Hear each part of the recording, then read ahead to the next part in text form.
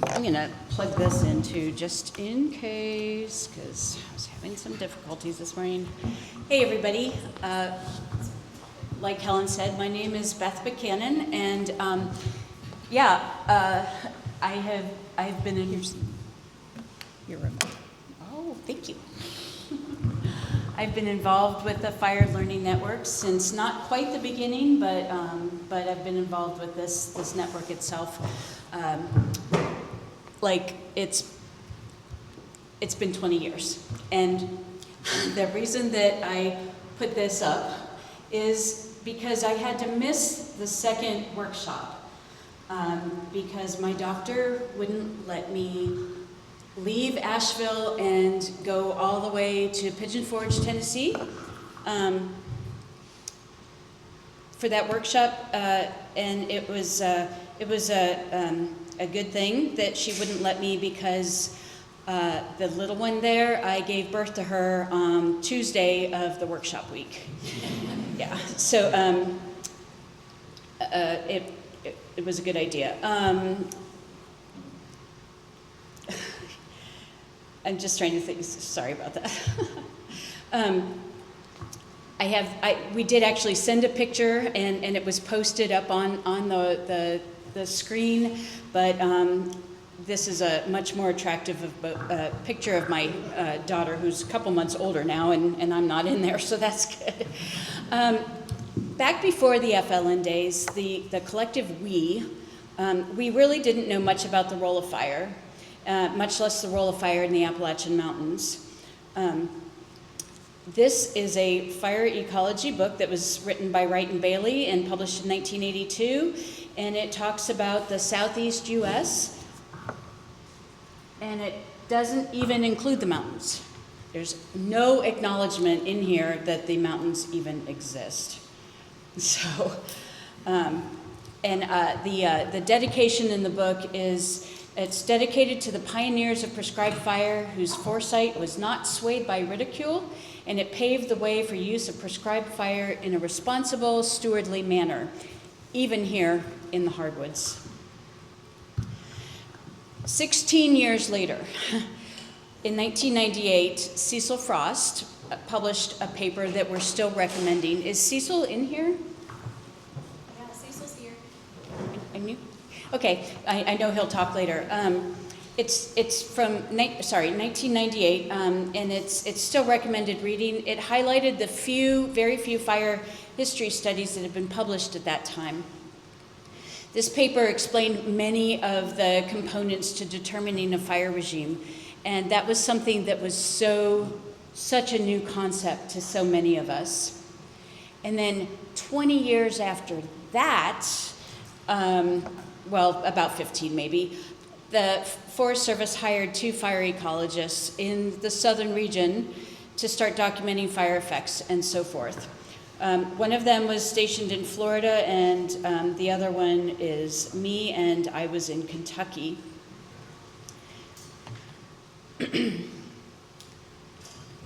Gotta use the right buttons. And gotta have your cursor in the right place. Helen, this is much more complicated than I thought it was going to be. Okay, so Cecil published his paper in 1998. I had it over on the side where I was cheating and looking at my notes.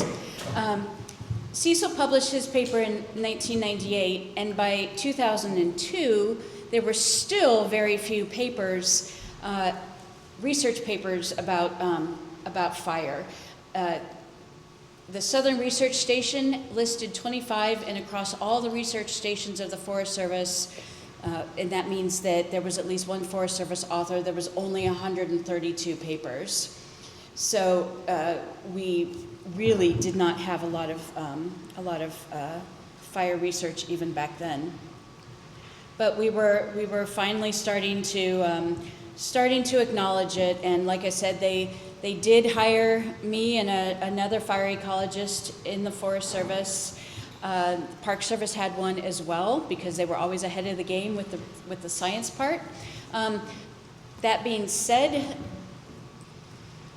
this is what we were allowed to do on burnout operations still in that time, in the early 2000s.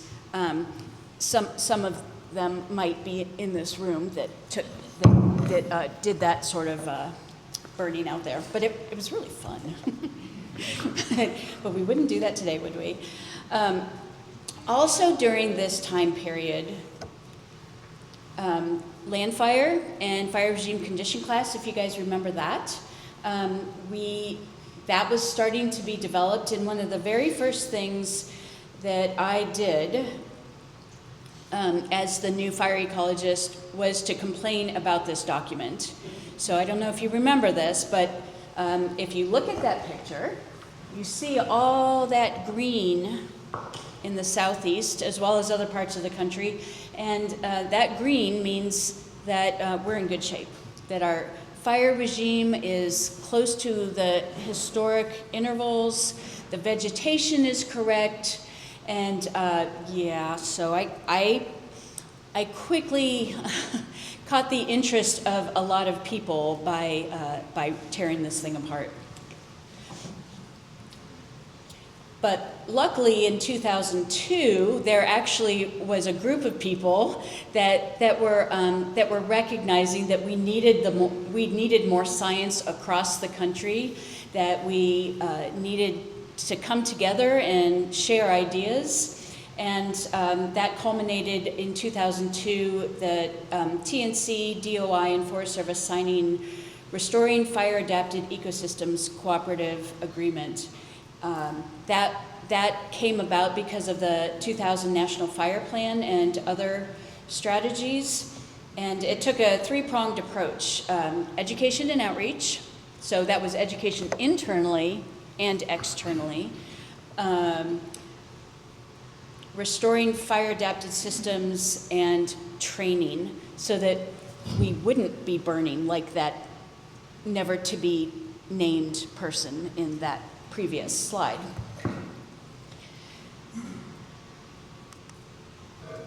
One of the first FLNs in the country, probably I guess in that first batch that came on board, was the South Central Fire Learning Network, centered in Arkansas, and I got to go out and see all the good things that they were doing out there. I stole this presentation, or I stole this slide from one of the South Central FLN's really early presentations, and they already had that many partners involved, and so they were a great mentor to the rest of us, and so then we started talking about starting one in the even farther east in the Appalachian Mountains. We also had one on the coast of North Carolina called Onslow Bight, and the person in charge of that was none other than the Margaret Bucher, who. How many of you guys have not heard Margaret's name? Okay, a couple of you. That's. So yeah, Margaret and I have both moved on, and yeah, darn it, Helen, she decided to go to Germany instead of come here today. I don't know, but anyway, we got involved with a network in the Appalachians, and that network would have gone from Pennsylvania, Ohio, West Virginia, Kentucky, all the way down to South Carolina and Georgia. And Margaret and I realized that it was going to be really tough to get engagement across that whole big span. And somehow and I don't remember all the details about this, but the National FLN people allowed us to create our own Southern Blue Ridge network, as long as we promised to stay close in touch with what was then called the Central Appalachian Network. And so we did that, and we held our first workshop in Asheville, North Carolina. There were at least 60 people that registered, and we thought that was huge. And now there's twice as many people in the room, and every year, we've always had to cut it off just because of the number of people that wanted to come, not, there were still more people that have always wanted to be there. Our first agenda was very simple. It was one page. One page agenda, and what we thought was a very simple, modest goal for this new collaboration. We wanted to jointly develop goals for the landscape to describe and model how major forest types of interest respond to fire. Oh, we were so naive. Our first workshop had a field trip at the Buck Creek Serpentine Barrens in far western North Carolina. We went there because the Forest Service had already been doing a lot of work there, not just with prescribed fire, but also with removing timber from the site. The Serpentine Barrens are really unusual because their soils promote only certain species to grow. But it was really neat to go there and actually look across the landscape and see some open woodland, which we had very little experience with. We spent a lot of time looking at all those plants. We even had a little bit of excitement out there.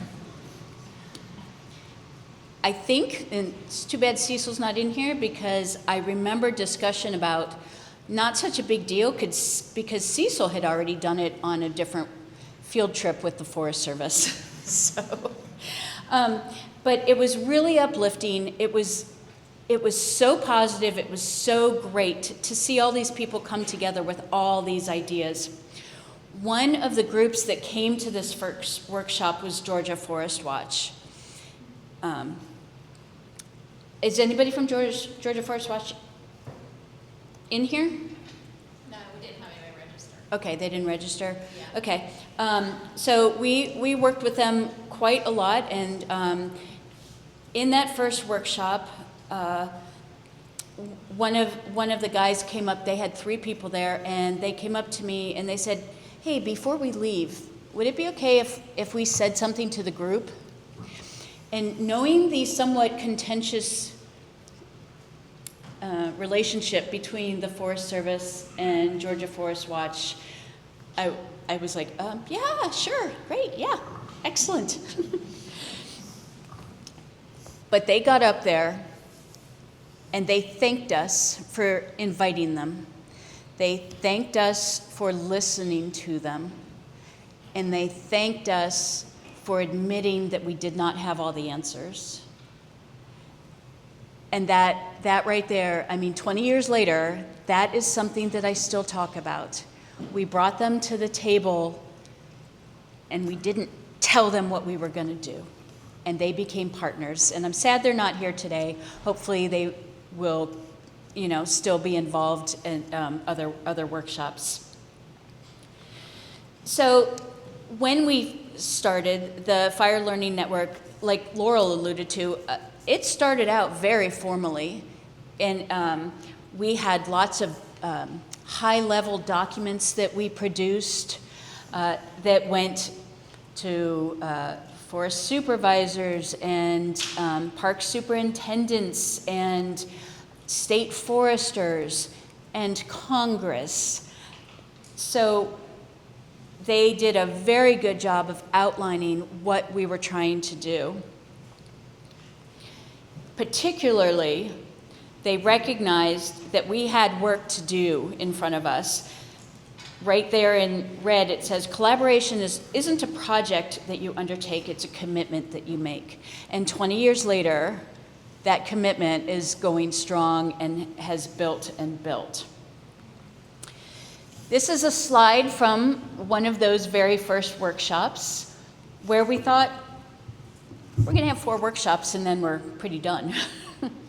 FLN the National FLN had defined what they thought every network, every landscape should do during those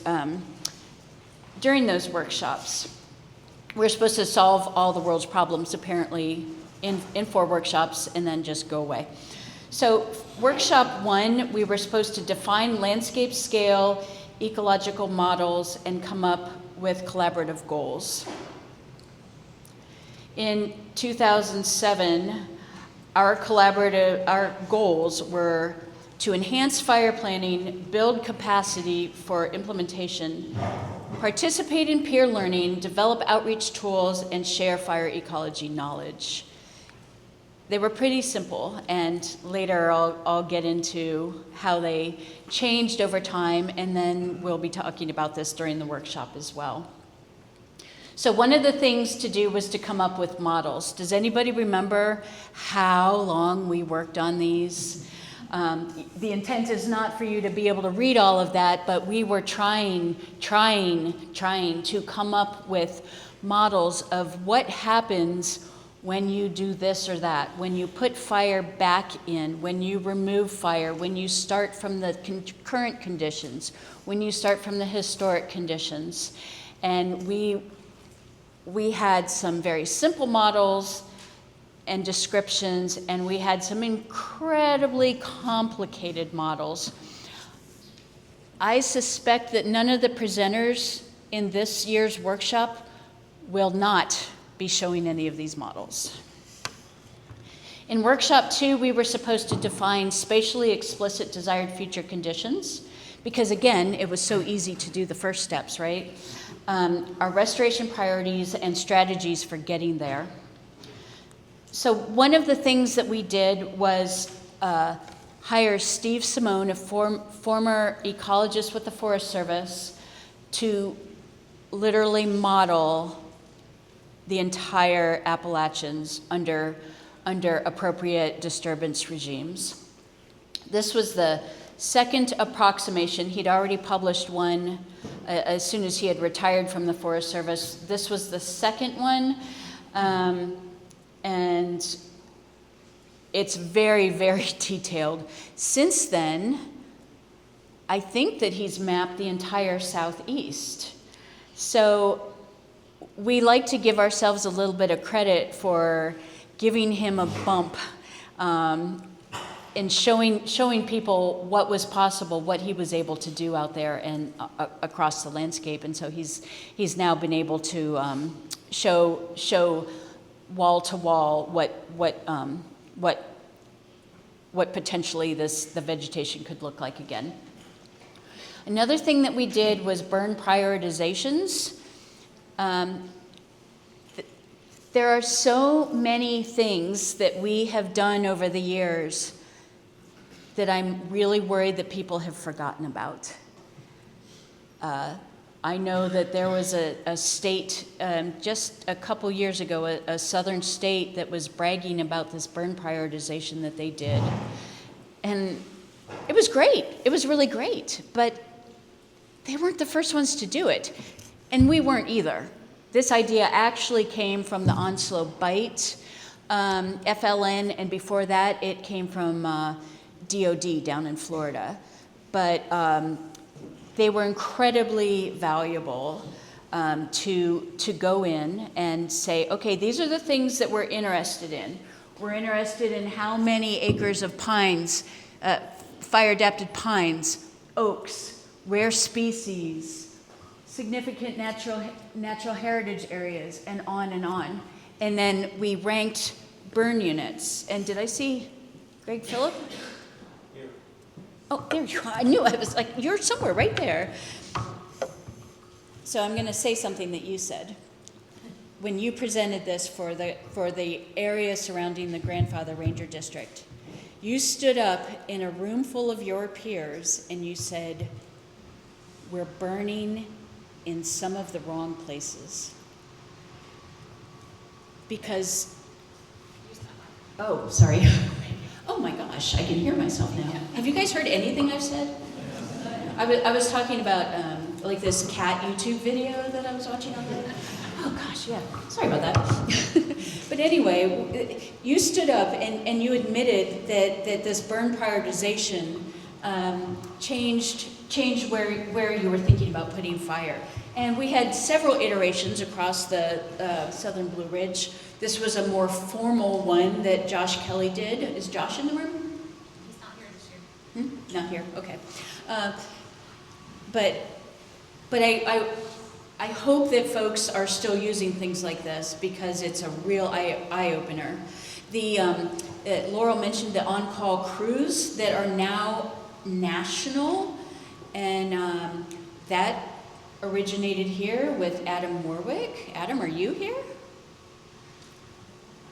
What? A large part of his crew is here. He's coming. Okay, A large okay. part of his crew is here. Okay, the problem with calling people out by name is that for every person I call out, there's about 17 people that are also involved with something that I'm not going to call out. So I know that Dean is here. I see Mike Ward. You're involved in this now too? Yeah, cool. But that's something that has gone national to have these on-call crews that can move around.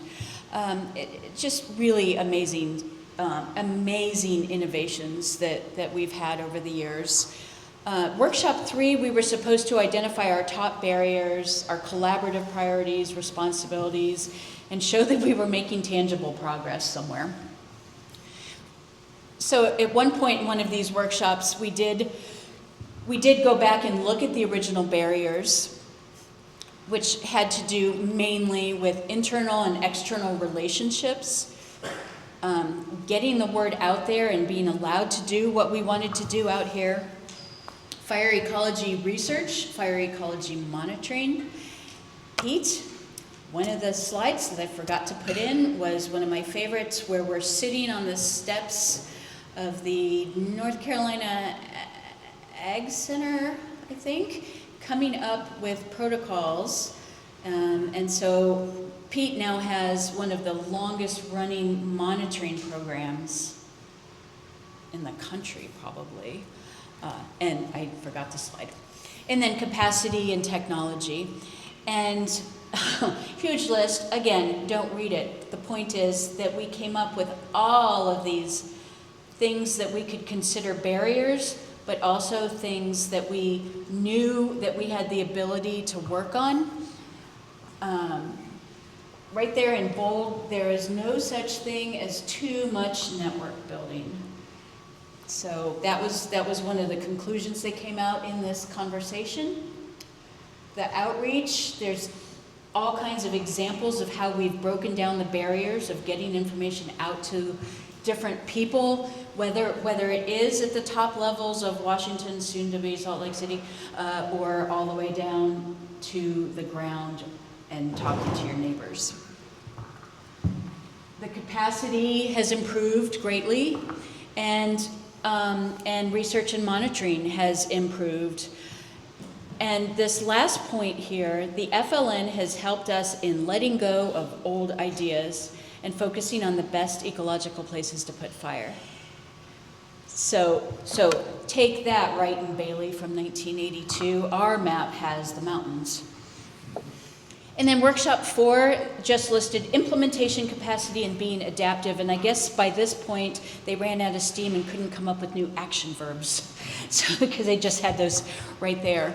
But I think that everything that we have done in the last 20 years is being adaptive. I was up until 2 o'clock one night going through all of the FLN documents. You don't have any idea how many rabbit holes I went down, because there are so many things that we have done in this collaborative, in the Southern Blue Ridge family, the fire family that we have. So I'm listing some.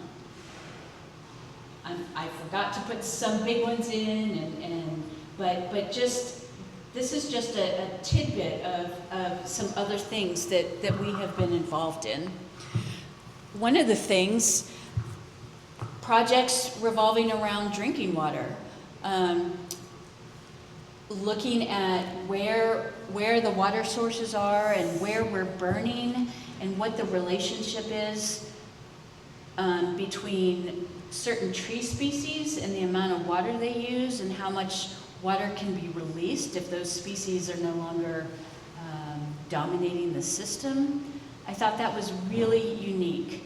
That goes along with something that happened even before that. Is anyone from Greenville Water here? Yay! Who would have thought that a water entity would be involved in fire, restoring fire to the landscape? But you guys are a huge partner. And so it was just learning to think differently. And it's just so exciting to have you guys in the fold. And you did your first prescribed burn a couple years ago, right? 2019. And when? 2019. Oh, wow, 7 years ago. Okay. And largest burn this year. And your largest burn this year. Pretty cool. Yeah. Thank you for being here. Thank you for staying with us. We participated in the 2009 revision of FRCC. I like to think that a lot of the stuff that I'm going to show on here is kind of FLN adjacent. It was made easier because of our strong collaboration and connections. So in this 2009 revision, there's a whole lot more red, not only in the Southeast, but across the whole country, showing that our fire regimes and our vegetation are out of whack, to use a scientific term. Going to talk about Adam a little bit more. Adam has published documents talking about wildfire, talking about the different community types that we have here. And a couple months ago, somebody shared on Facebook that this Considerations for Wildlife book.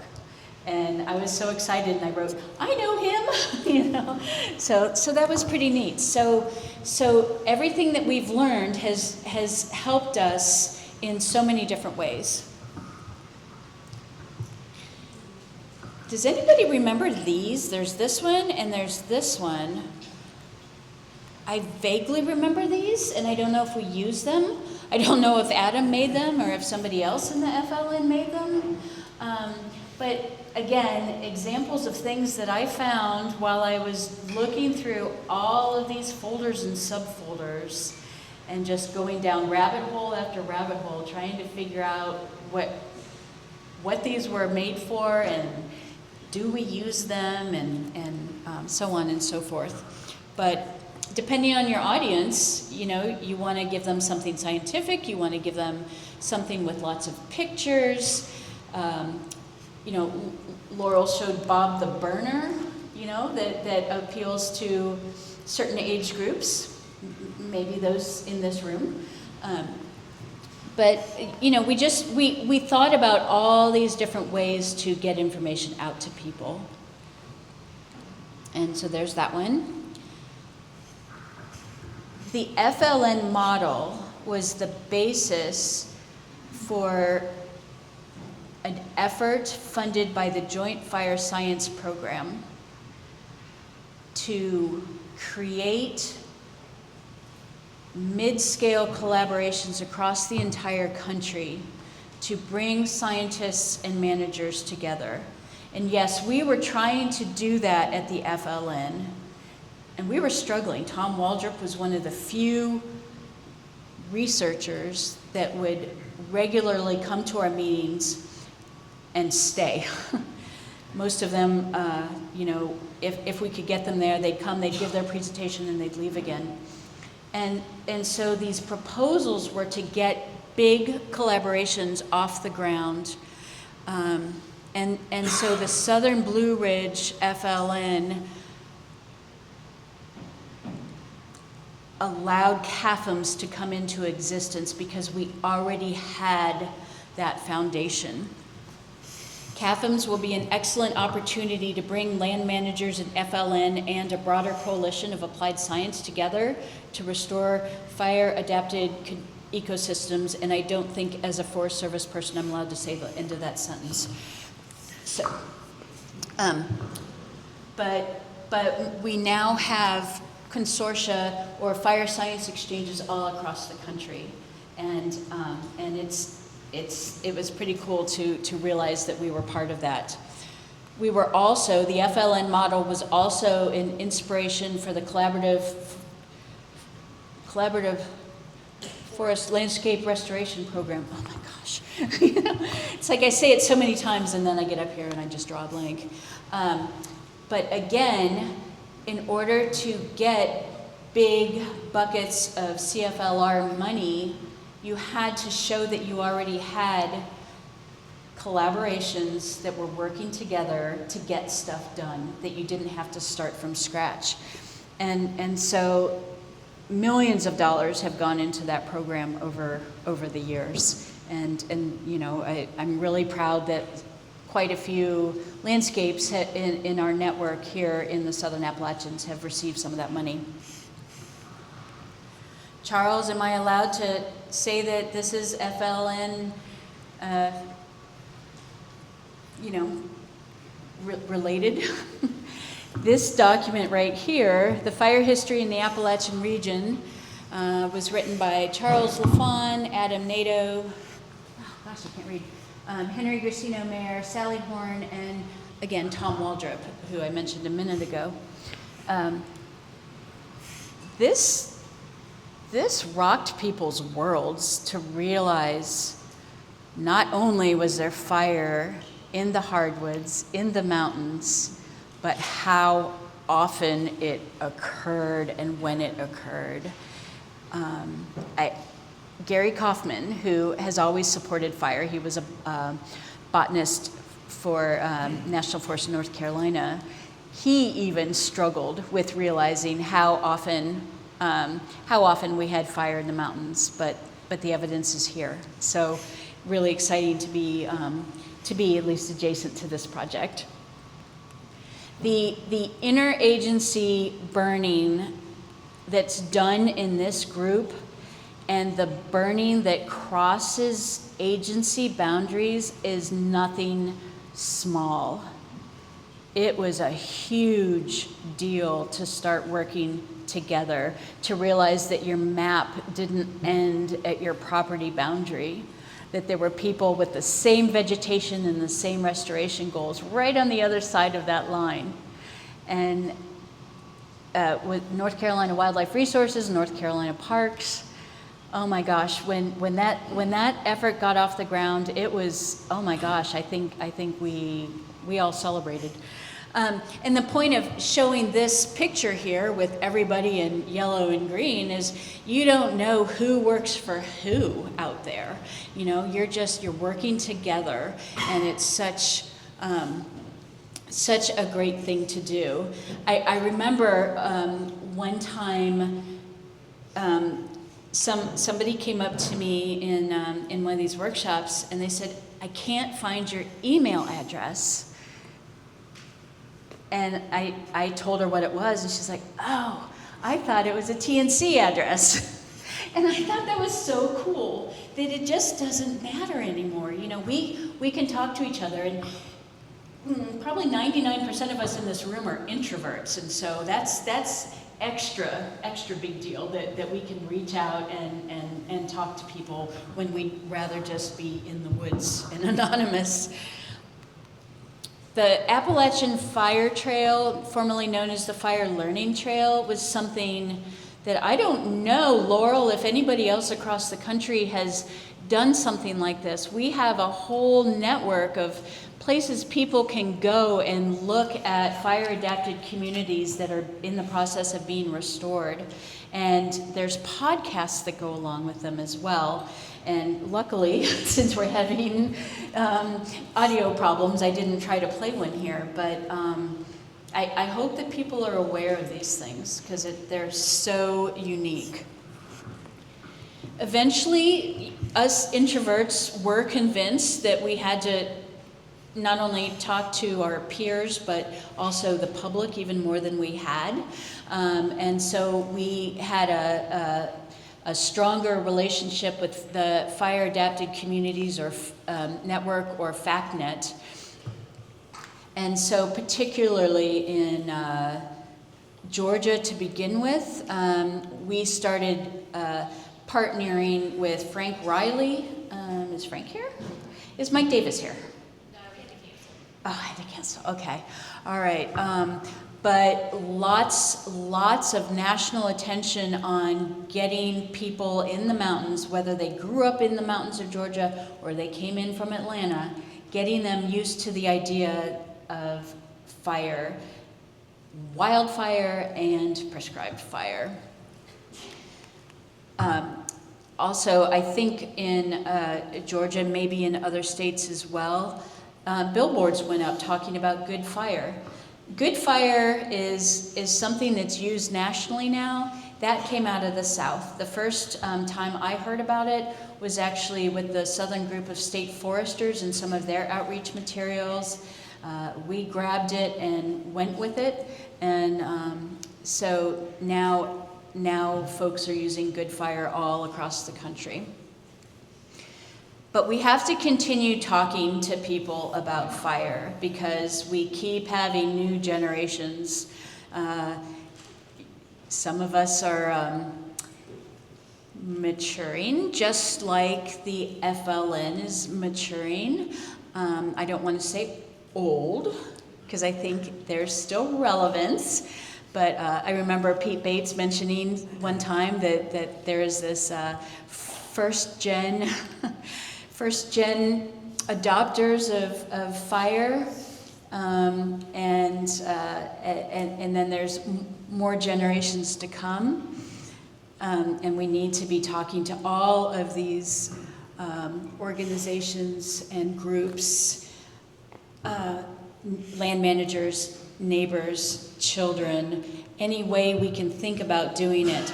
I am technologically disadvantaged.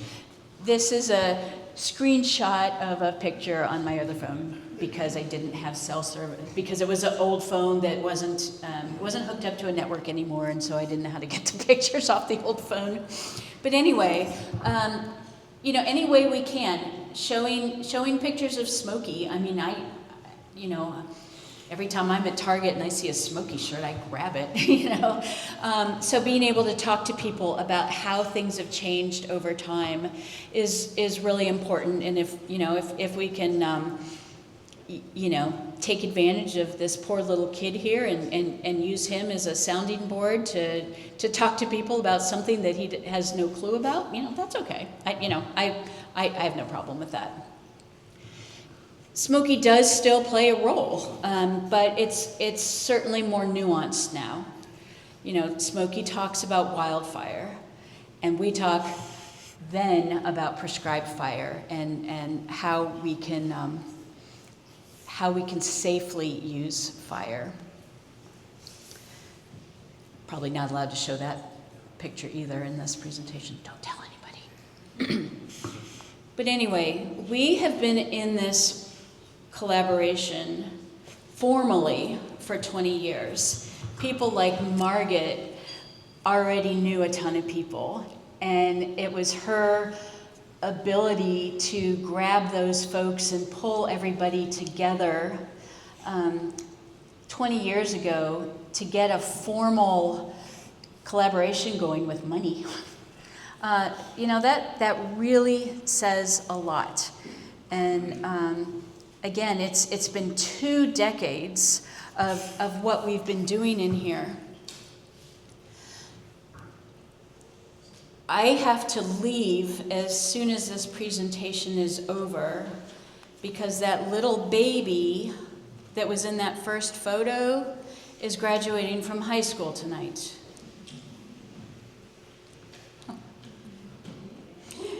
It's crazy. And this is the older one. I figured if she knew that I'd put a picture of her sister in, that I'd have to put her in there too. But Rachel is in there, and it's her 3-year-old who was the model for those images there. And it's people in this room that have given him those T-shirts for me. And so I want to thank everybody again for doing that. But we need to remember that this is not the end. It's not the beginning anymore, but I don't know most of you in this room, and every other year, you know, it was rare for me not to know everybody. And I know I've been away for 2 years, but it is so exciting to see more people coming in. And we have to continue the work that we're doing. I know that there's more organizations out there that would love to join. As a matter of fact, I was presenting to a watershed training last week. It was hydrologists, soil scientists, and fisheries biologists. And they were looking at restoring riparian areas. And they wanted me to come in and talk to them about the connection between wildfire and prescribed fire and wet fuel breaks. And at the end of their presentation, they were saying, we need to get the word out. We need to talk to people. We need to get involved with projects.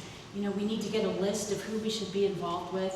And I had to sit on my hands until it was my turn to talk, because I said, boom, we gotcha. You know, between the exchange networks and the FLNs, I said, you need to come to us. We are your people. And so again, even within our organizations, there are people that need to be involved. And the generation after that, I suspect, is going to need us as well. But like I said, the FLN has matured, and so have my kids to some extent. But I, again, truly don't think it has aged. I don't think it's irrelevant anymore. And we still have a lot to contribute to the world of wildfire knowledge. Even though some of us original folks are moving on or actually retiring, but still continuing to work with the FLN, you guys in the room, I'm really glad that we're all around to help that next generation of firelighters mature. And as you move forward, collaborating and sharing ideas, just don't forget how far we've come. This is not the end.